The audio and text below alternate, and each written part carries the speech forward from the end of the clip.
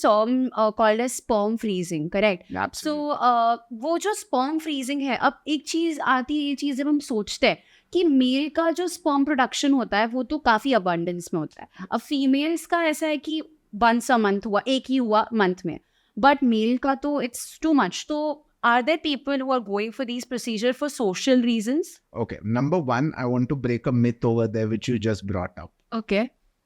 Remember, infertility में 50% of the factor is the sperm factor. So almost in half the cases, the man has a problem due to which the pregnancy is not happening. Okay. So let's not talk about, yes, they have abundance of sperm, but there are 50% who have no sperms. I won't say zero sperms, but have very little sperms. Correct. Or there's some problem in them.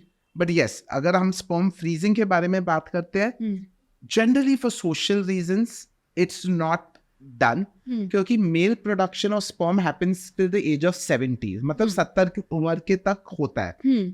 जब हम महिला को देखते हैं, 40 to 50 में उनका अंडे का ताकत कम होता है और मेनोपॉज आता है. Correct. तो इससे हमें एग फ्रीजिंग अर्ली करना पड़ता है. पर मेन में ऐसा नहीं है.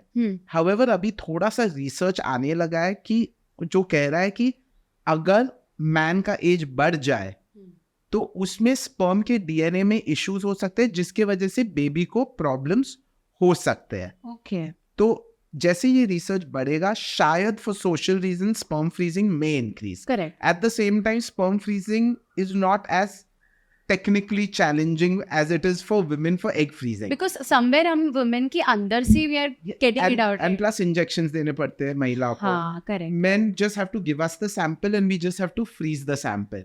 तो इसके वजह से it's less technically challenging. Correct. In addition, generally social reasons के लिए freeze नहीं करते. हम usually sperm freezing करते हैं जब अगर कोई cancer detect हो. Again, इनको भी कीमोथेरेपी या रेडिएशन देना पड़े, या अगर टेस्टिकुलर कैंसर हो और टेस्टिकल निकालना पड़ रहा है तो उसके वजह से हम लोग एग फ्रीजिंग फिर प्लान करते हैं ताकि स्पर्म फ्रीजिंग प्लान करते हैं. स्पर्म फ्रीजिंग प्लान करते हैं ताकि हम वो स्पर्म्स को फ्रीज कर सके. Because if he wishes to have a baby in the future, then we can use his sperms to help him and his partner get pregnant.